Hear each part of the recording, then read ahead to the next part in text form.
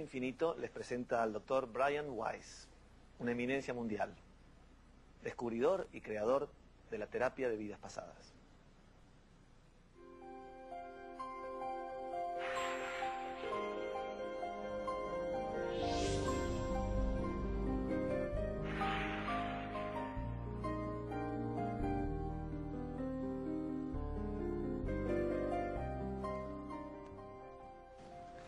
Well, Dr. Weiss, Brian, may I call you Brian? Yes, it's better, Brian. It's better for me, so I will call you Brian. First of all, be welcome to Argentina. I know you just arrived to give a seminar. You are going to do a seminar or a master class tomorrow? Or a special meeting tomorrow in Mar del Plata? Yes, it's the fourth time I'm here in Argentina to talk and to meet people and to do these workshops, these seminars. And the reason I do the seminars, it's not really a master class. That I do in the United States to train therapists to do my work. But it's a seminar where people will have their own opportunity to have regressions. Because it's one thing to write about past lives and the theory of past lives and how past lives can help people, cure people, can change their views of life and death and what happens after we die. But it's another thing for people to experience for themselves. So I try to go to many places. I've been all over the world to do these workshops where people in the audience can experience a regression for themselves. So I will put them into a deeper state. And you, boy, if you come, you will have this too. I will. Yes, I'll be in Mar del Plata next days. I hope so. So I'll be there. Yes, so Sunday. So they go into a deep state. It's very safe, relaxed. And in that deep state, I take them back in time so that the people in the audience can have their own regression and feel now the power of it, feel the emotions, feel the sensation, the experience, not just reading about it, but actually to experience it. So for me, this is a powerful way to demonstrate the techniques that I use. And it's very safe, even though it's different from in my office. If you were in my office, boy, we would be doing a regression one-to-one. And I might use a quicker technique, or I might do something a little bit different. But basically, you would still go into that very relaxed state. And in that state, we would go back in time. But in my office, one-to-one, you could talk to me, and you can tell me what you're experiencing, and I could ask you questions. So I could say, like, what do you see? How do you feel? Tell me about this mountain that you see in front of you, and these strange people in loincloths or in leather, ancient times, not so ancient times, or conquistador times, or whatever it is. And you could provide more detail. Yes, I'm a man, and I'm carrying this old gun. It has an end like that. And you would tell me these. In the group, we can't do that because too many people are involved. But I could still say, we're going back in time. You're going to visit this experience, this scene from a past life. You won't be able to tell me about it because there are too many people, several hundred people. I'll tell anyway. I will tell you. But the experience is still powerful. Not as powerful as in the office, but still very interesting. And I hope you can... No, yeah, I'll be there. I'll be there.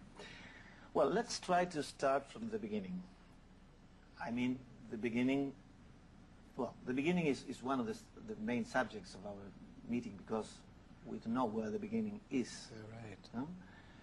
But let's try to go from the beginning of your present life. I mean, I've read about you and I know there was a sort of switch in your life, you know, through your work with a patient. But how was your life previously? How was your life before Catherine's case? Yes. For me, there have been these two distinct parts to my life. So it was very clearly a BC. As we say in English, BC means antes Christ, so yeah. AC. But in English, it's called BC and AD, after death. So BC for me is before Catherine. Before BC. Yes, it takes that form. And my life was very much structured, and I would say a bit rigid. I was designing the foundation and the structure unconsciously for the work that came after. So for me it became very academic, and that was my life. I was building this structure. I went to a college in the U.S., very academic, Columbia University, Yale University Medical School, became a physician, then a psychiatrist, also my training at Yale, which is a very important and famous university in the United States. And writing papers, scientific papers, book chapters, and becoming a professor, moving up the ranks academically, moved to Miami, Florida in 1974, becoming professor of psychiatry at the University of Miami and chairman of the psychiatry department at Mount Sinai Medical Center in Miami Beach. Very rapid advancement in the academic world. And I had written more than 40 scientific papers and book chapters. And that was my life before Catherine, academically. Otherwise, my life was going, I wouldn't say smoothly, because there was a death of a child in this time before Catherine, and the death of my father. But my marriage was a long-time marriage. My wife and I have now been married 39 years. We met in 1963. I can't even do the mathematics anymore. And we were young, very young, but it was like almas gemelas. It was, love came very quickly, and we're still together after all of these years. But that part was going well, except for the death of my first child, a son, who died in 1971, about 9 years before the therapy with Catherine began. Mm-hmm. And then I had 2 children after that, so they're grown now, and that part was going well. My professional life was going very well also. And I was kind of what a psychiatrist has become these days, a secular priest. So I was more agnostic. I did not believe in reincarnation, not in past lives, very skeptical about these things. I did not believe in New Age, did not know much about it. Much to my embarrassment today, because that meant I did not have an open mind. I had already prejudged these things.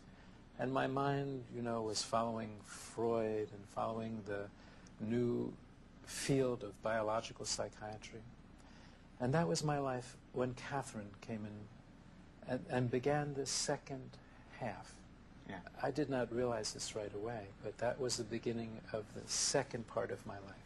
So we can say that in your present life, you have 2 lives, a little bit, no?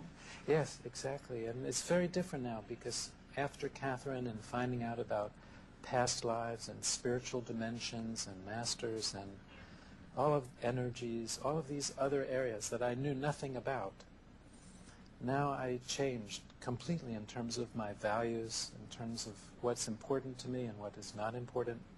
But I didn't change the structure. The scientific structure is still there.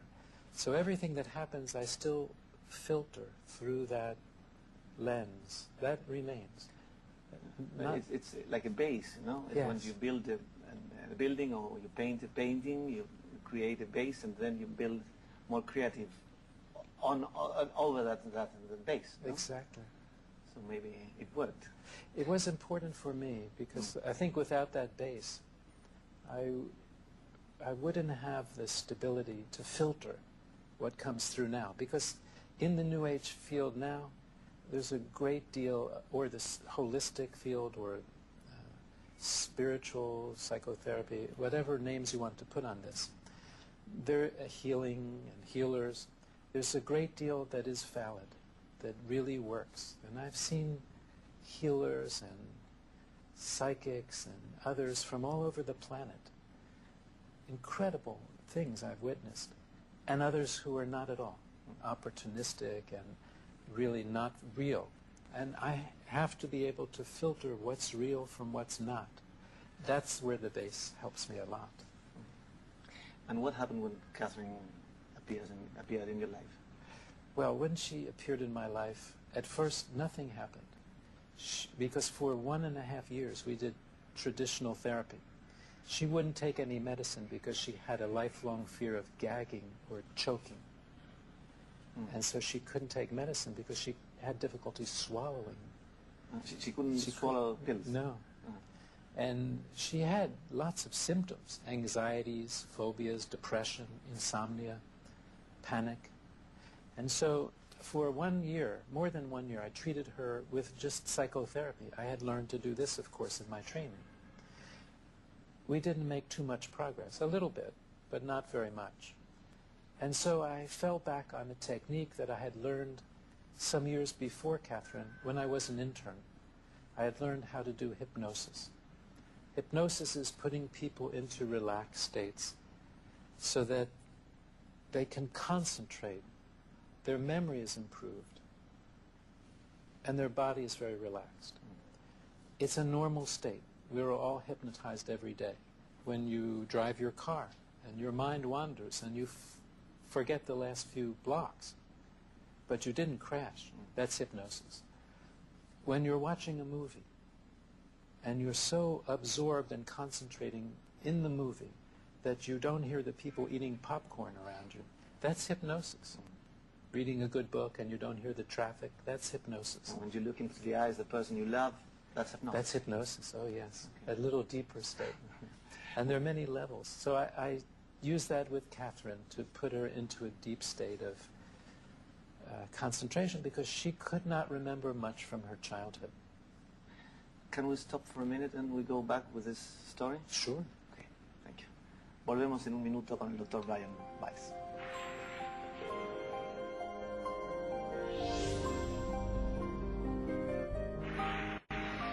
Well, then, what happened with Catherine when you start hypnotizing her?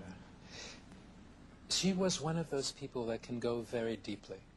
And the first time she went very deeply, she did go back to her childhood and remembered traumas from her childhood, significant traumas. And yet her symptoms persisted. She was remembering with emotion, which we call catharsis. And yet her symptoms were still there. So I thought, we have to go back even farther. Maybe instead of 5 years old, because she was remembering when she was 5, something happened when she was 3. And so the next session I told her, go back to the time when your symptoms first began, thinking that she would go back to a younger age. Yeah. And she went back about 4,000 years, because she took that literally. You opened a new door, a new big door. Yes, for both of us. She did not believe in past lives either.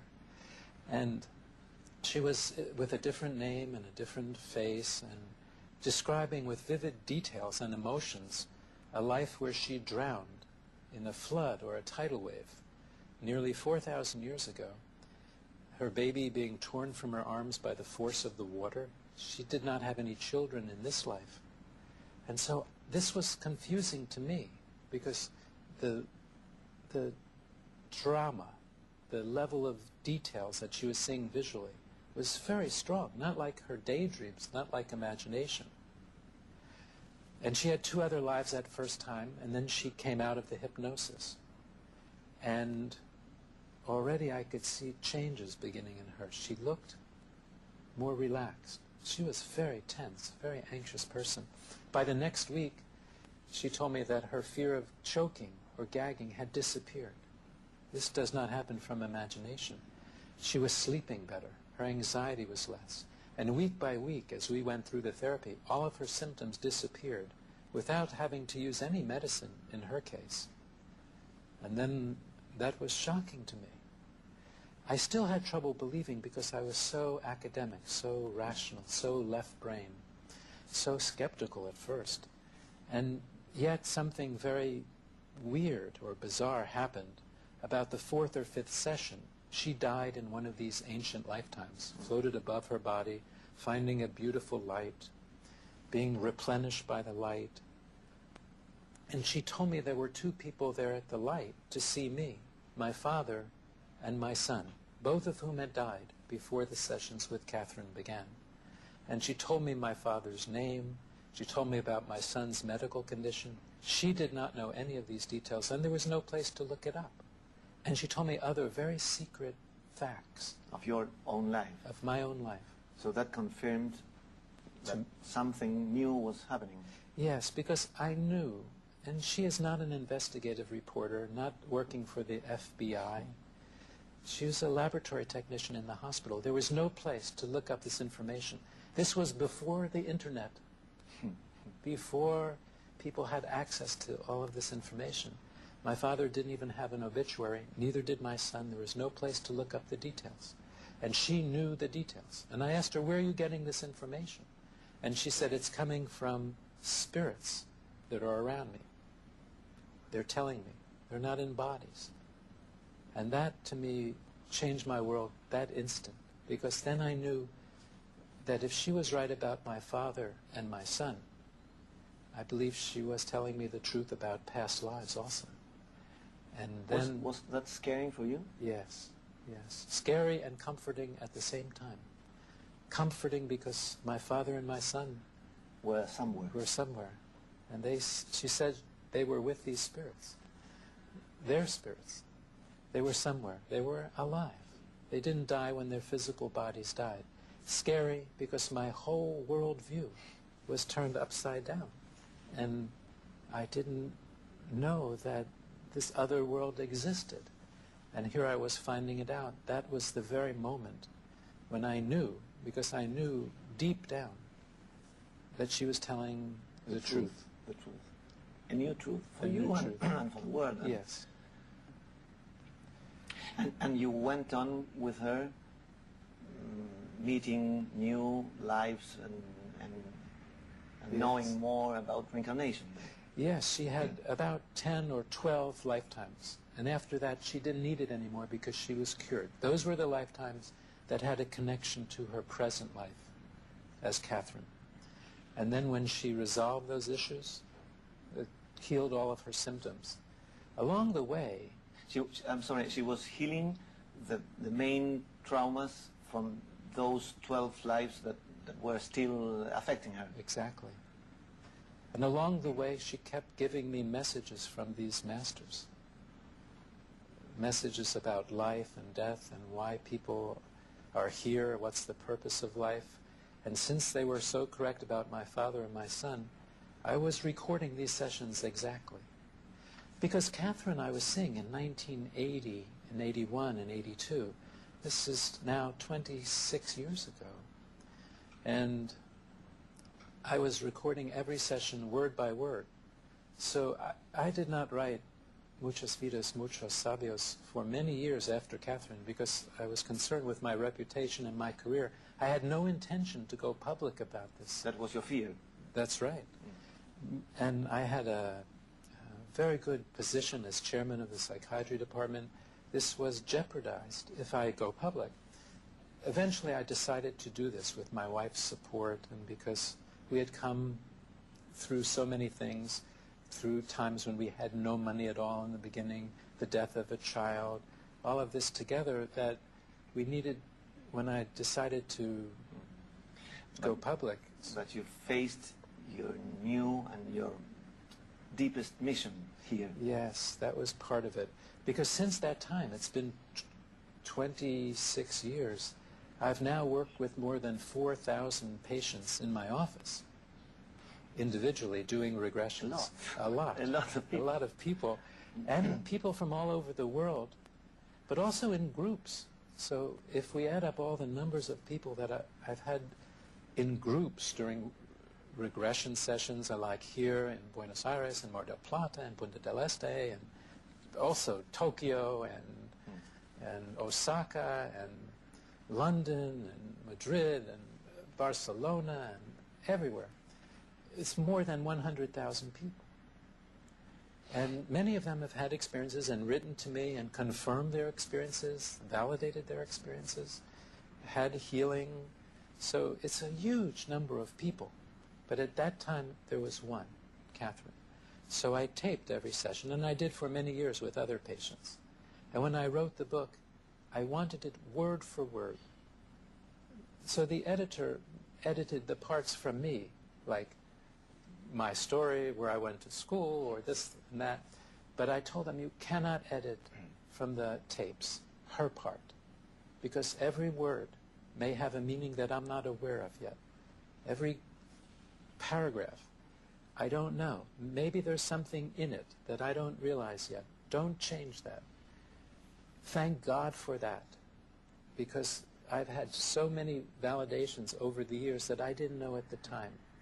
For example, I was confused with Catherine's first session. How could she die in a flood or tidal wave? She was describing a life in the Near East, which I saw as, wow, this is not an area where they get tidal waves or hurricanes. But she was probably on one of the islands in the Mediterranean, such as Thera. And although the year wasn't exactly correct, when the volcano in Thera, which we now call Santorini, erupted almost 4,000 years ago, it created gigantic tidal waves, 100-feet waves, that went all the way, covered the islands, destroyed the civilization on Thera and other islands, and went all the way to Greece, the Near East, northern Egypt, with tidal waves, tsunami. Yeah. And that's probably what she was describing. So a geologist sent me that years later. And so I'm glad I didn't change things, because so many people have responded to those words. I wanted to keep them pure, exactly what she was saying, word for word. And do we all have several past lives? I think we do now. You know, every question you ask, Boy, it has resonances at deeper levels, because I've thought about these questions myself.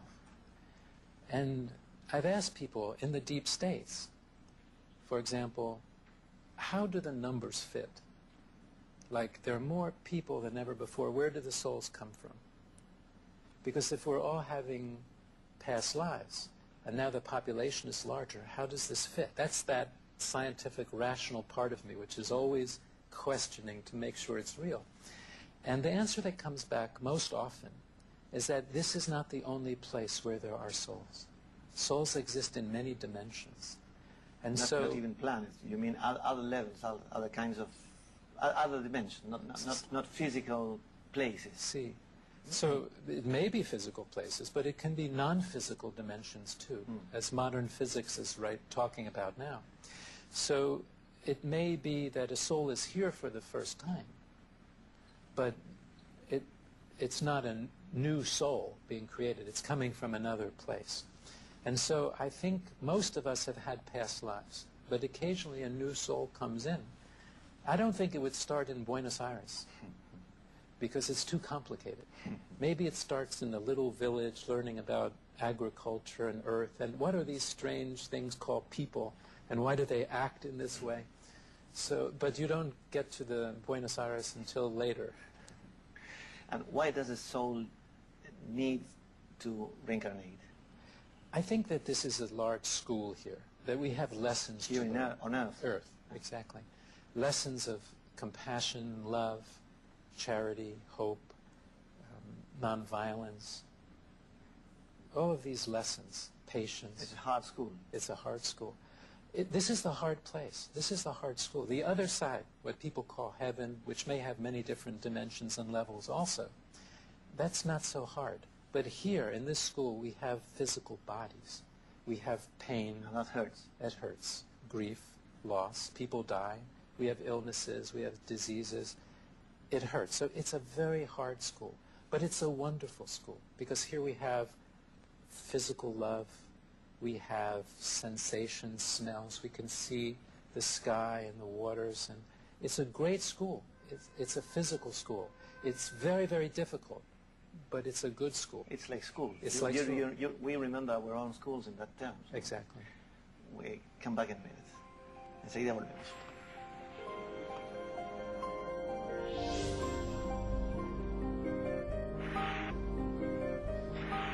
Is the unconsciousness only one for all of our lives? Or is an unconsciousness for each one life we live? I think that when we come into a physical body in this world, we tend to forget our past lives, because we have to see if the lesson is really learned. That is, we forget our past lives. And many cultures have theories for why we forget the past lives.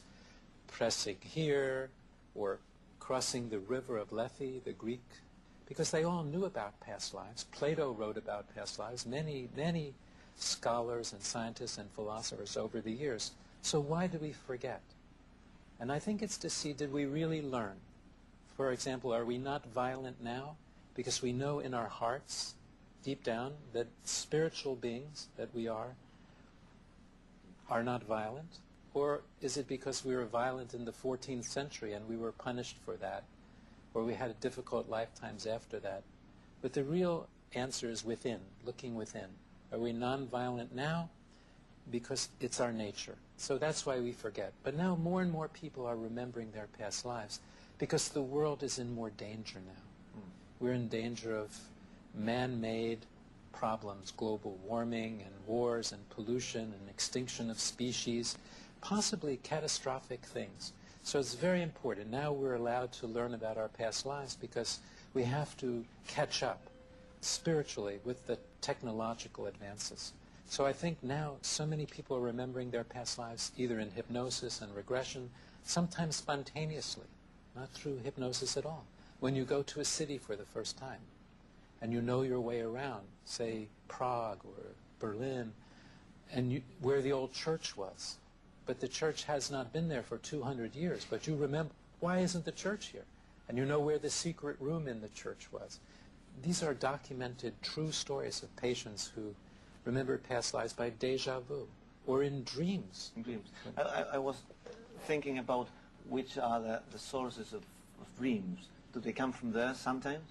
Sometimes it is a past life. It's not always Freudian. You may have a metaphor, symbol, yes. But sometimes when you dream of yourself in an ancient place, past time, it's not Freudian, it's not a metaphor. Maybe that's actually a past life fragment emerging into the dream. So many times I hear my patients talking about their dreams, and that's where we go in the regression session, because I know that's the door for them. They're already telling me where to go to help them.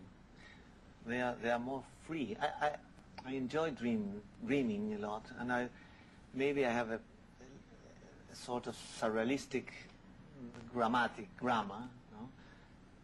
And because they are more free than life. Yes. You find the connections in dreams are more free. Absolutely. We don't have our usual consciousness guarding the door. So the subconscious, the unconscious is right there. The usual barriers when we're waking are gone. So in dreams we can be more creative and answers can come.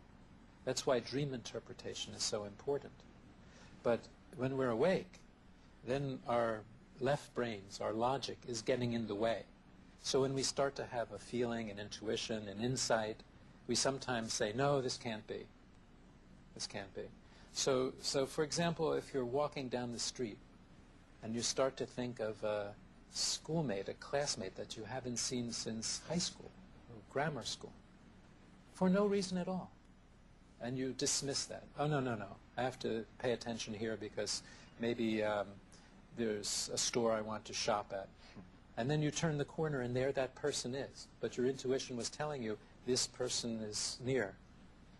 In the dream, you know what it is. You can make the connection because your logical mind is not in the way. Yeah, intuition is called another thing. Intuition in dreams is just, it's more real. Yes, it's real. But actually intuition in waking is real too. We just don't give it enough credit.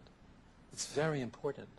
Many people say to me, there are no coincidences, because coincidences are not accidents. It's the intuition telling you, pay attention, something's happening. So I now pay much more attention to intuition, to instinctive behaviors and thoughts and gut feelings, because before Catherine I didn't, and after Catherine this is one of the changes. Yes. And can we train that? Yes, you certainly can train yourself to be more intuitional. You have to start by paying attention. It doesn't have to be difficult. Pay attention to your intuitions. When do you get these feelings? And intuition is not a fear. It's a deep down feeling. It doesn't come with fear or anxiety. It's just a knowing. You know this. And for some reasons it happens in the oddest way. It may not be important, or it may be very important. But so you start thinking of this person, and then they call you. Pay attention to that. When you're standing waiting for an elevator, and there are 6 elevators there, just play a little game, like which one is coming. Yeah, but that's training for the intuition, because you already know. When the phone rings, guess who's calling. Before you look in the identification or anything like that, this is all the training. Meditation is another way. I've started doing that, but that's not for everybody. You train yourself to clear your mind, to become mindful. And that just means to watch what's going on inside your mind, without comment, without editing, but that helps you to pay attention to your intuition also. It can be life-saving. Boy, for example, you get an intuition stop just before you walk in front of a bus. You should pay attention to that. And does meditation help to merge these feelings or these knowings, make the space more clear? Absolutely. During my life, I've tried some different techniques of meditation. And is there one better than others, or are all the different shapes of the same way to getting in touch with oneself? I believe they're all similar. They're different techniques, but you're going to the same place. And that place is awareness. It's mindfulness. Just aware of what's happening when you're not thinking. And this is a very useful technique, whichever technique you use, because that's what you want, the end result.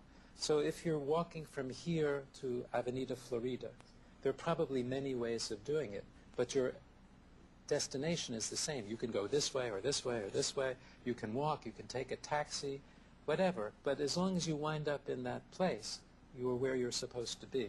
Meditation is like that. It's the means to get to a place of peace, inner peace, and mindfulness, awareness, whichever route you want to take. So take what's ever easiest for you. There's no one way. And many different types of meditation teachers. But it's useful because it helps to clear the mind. In India, some people remember their past lives by meditating backwards, backwards, backwards in time to when they were younger, to when they were a child, to when they were an infant, to when they were in utero, and back into a past life. For those of us from the West, that's too disciplined, too tedious. We need help. We need help. Your help in this case, for example. I just speed it up. Same result. That's like walking to Mar del Plata. I prefer the airplane, so we can get there quickly. And do cells have any kind of consciousness or memory? Are cells other parts of this kind of different shapes we can use? Cells of our body, yes, I think, do have consciousness in the sense that there may be a cellular memory. It doesn't explain past lives completely, but we know from work with transplants, for example, that feelings and other sensitivities can be transmitted. We know from certain work with worms that memories can be transmitted through cellular processes, transplanting. For example, in heart transplants, you see sometimes the recipient taking on some of the characteristics of the donor. For example, someone who has never drunk beer, doesn't like beer, then has a transplant and suddenly develops a taste for beer. And the donor loved beer. That kind of thing you see a lot of, and you know that this is a form of cellular transfer of some sort of sensitivity or memory.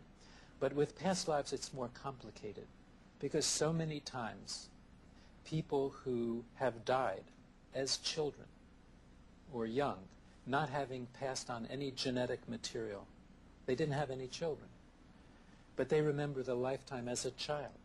So if you remember a lifetime, for example, and I'm making this up, I'm not a psychic telling it, where you died when you were 5 years old in Russia in the 18th century, You didn't have any children. You were only 5 years old. But now you remember in detail that life, what happened, the facts about Russia and your parents and things like that. That's not genetic. You don't have a genetic link to that little boy a couple of centuries ago in Russia. So we know that it's more than genetic transmission. And do we carry illness and sickness from one life to another one? Or, I mean, when we have when we are ill, does that come from other lives that we have to pass through them? Sometimes. It's a very interesting question. I'm actually thinking about that too, because certainly for psychological problems, yes. I've seen that a lot. Someone is thrown off a castle wall in the 15th century, and now they have a fear of heights. Catherine drowned, and she has a fear of gagging or choking. And she also wound up having a fear of water that I didn't even know about. So we bring those symptoms or illnesses, anxieties, depression, with us. Vulnerabilities. But then I was thinking, well, what about physical diseases like cancer or something like that? I know we bring pain with us. Absolutely. But, for example, I was seeing a radiologist, a doctor in my hospital, who had terrible back pain for years. And he went to orthopedic surgeons and chiropractic physicians and others with no relief. And he had to take medicine because the pain was severe, but he did not like taking the medicine because it made him tired and fuzzy. You know, his mind wasn't sharp. When we did a regression, and he found himself as a soldier, one soldier, in a battlefield of thousands in the Middle Ages, and he was speared in the back. That's how he died in that life. And when he remembered that, his back pain disappeared. It doesn't prove the lifetime, but the pain disappeared. It changed his life completely. So that... And can we heal illness in that way? Yes, also? absolutely. Concrete illness. Concretely. And then I was thinking about cancers, and that maybe we bring a vulnerability, or substance abuse. You know, did you use alcohol in England in the 14th century to solve your problems and other times, and are you bringing that pattern forward into this life? Yes, people do that too. Not so much the illness as the vulnerability to the illness. And I find, yes, this technique does help a great deal with physical illnesses as well. All kinds. Asthma, and you found that you died in a fire in whenever, and the smoke inhalation, and that's why the breathing problems. Not all cases of asthma, but some. And I remember a patient I had from England whose asthma got much better when we found this cause in a fire several centuries ago in a past life. So I do think physical illnesses are also brought over, or the vulnerability, or the pattern. And through awareness, through understanding, we can solve those problems. We can heal those symptoms.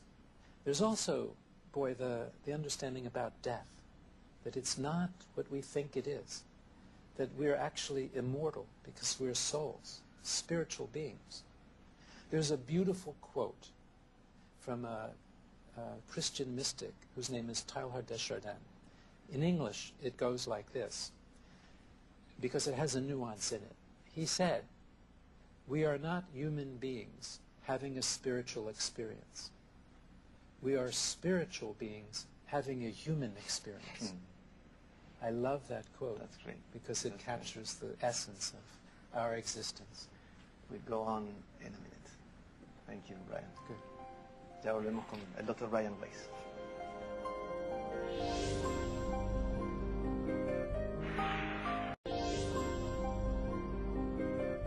Well, we talked about illness, and we talked about death.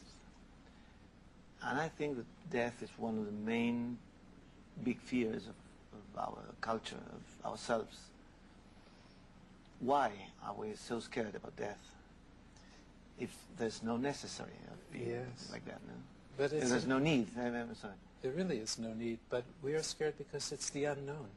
It's been, ever since humans have developed consciousness, the ability to think and self-perception, they've been curious about what happens after we die. This is how religions evolve. This is theories of death and dying. It's the great unknown, because it's very difficult to prove it, very difficult to say it's this or it's not. So I think when I came upon this, not just the concept of reincarnation, the concept is ancient. People have believed in reincarnation for thousands and thousands of years. Most of the world now believes in reincarnation, counting the Eastern religions and the people of the East, India, China, Japan, all these countries. But even in South America, statistics show that about 50% of people in Latin America believe in reincarnation. In the United States, which lags behind, about 30%. And in Europe, sort of in the middle. But most of the world does. And so why do we forget when we know this? And I think one answer is it's been intellectual. It's been like, oh, you're taught this as a child, but what about the evidence? We're taught so much when we're 2 years old and 3 and 4 and 5. We're taught in our cultures and in our religions, and we just accept that, undigested. And then when we get older, it's become a belief system, but we don't really know. And here, this is why I do the workshops like in Mar del Plata, or Buenos Aires, so people can experience for themselves what death is. Maybe we relate death with pain, because we have to leave someone go to other place, and we suffer through illness. Yes. And there's a period in which we feel the pain. Absolutely, we do. This is the hard place, as we talked about. This is the place where we have the pain. I find in doing my research that dead people don't suffer. They're fine on the other side. I'm always getting that information. I'm fine. I love you. Take care of yourself. Don't be sad for me because I'm fine. There's no pain over there. There's awareness. They can contact us if they need to. Here. And where is there? There is not a geographical place. No, yeah, it's I know. Just another dimension, a higher vibration. It's the other side, heaven, cielo, different dimensions. So when I talk about that, I talk about a different vibration. One analogy that I use to think of ourselves is complicated, but it's, for me, it helped me understand, is that here we are as people in physical bodies. We have pain, we have physical bodies. But our spirit, where do you go when you die? Well, maybe it's a higher vibration, but we're still us. It's our souls vibrating at a higher level. And maybe it's higher than that, but we don't necessarily lose our consciousness or our nature. So what I thought about was ice cubes. Sounds strange. Ice cubes, Yes. that from their freezer. Yes. Now we know what ice cubes, if ice cubes could think, they would think, I'm separate, I'm distinct. I have hard edges, right? I'm an ice cube, ice. Very concrete. See, yellow, I put in, and I'm concrete, I'm separate from other ice cubes. I am my own boundaries. But if you heat the ice cubes, they become water, and they're connected, all one thing. Forever, spirit and water have been connected. Water is a metaphor for spirit. And what happens if you keep heating the water? It disappears. Air, yes. It becomes steam. It's air. It's invisible. But it's still there. It's vibrating very rapidly now. We know that because we can take steam and condense it. It becomes water again. Put it in the freezer, and it's ice again. It's a new life. A new life. A new life. But it's never lost the nature. I think we are like that. We're like the ice cubes in the physical bodies. When we die, we become the water. Concepts of God and beyond that, the steam, the invisible, the unknown. But then new life, coming back as an ice cube. So it explains how we can change our vibration, change our nature, and yet still be the same. It's incredible. When I was waiting here in front of this window an hour ago, I was looking through this landscape, and I was thinking about how concrete is this world. You can see here ships and trains and cars downstairs. And then there's the water. Yes.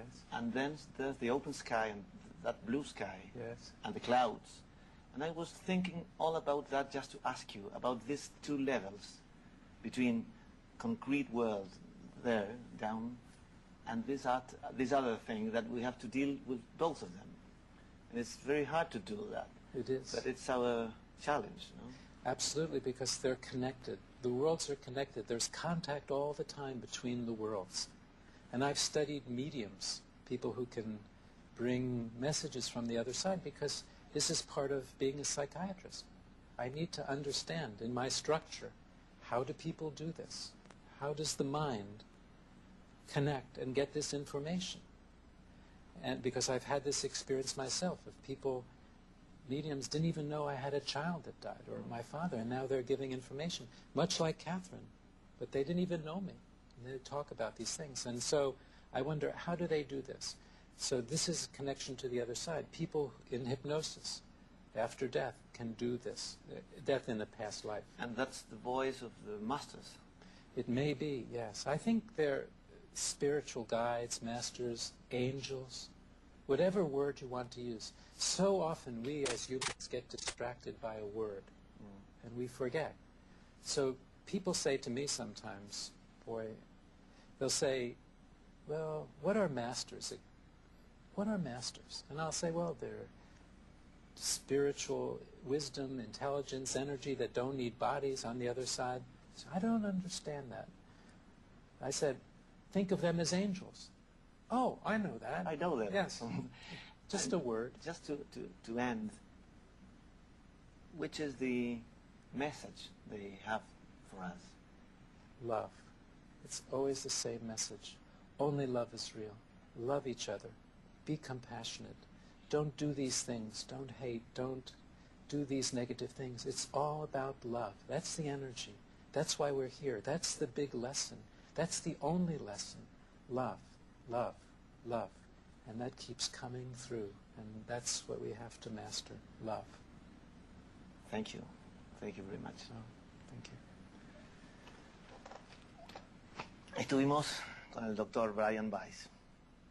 Y lo último que dijo, ustedes lo han oído, es amor. Que se desparrame sobre todos nosotros.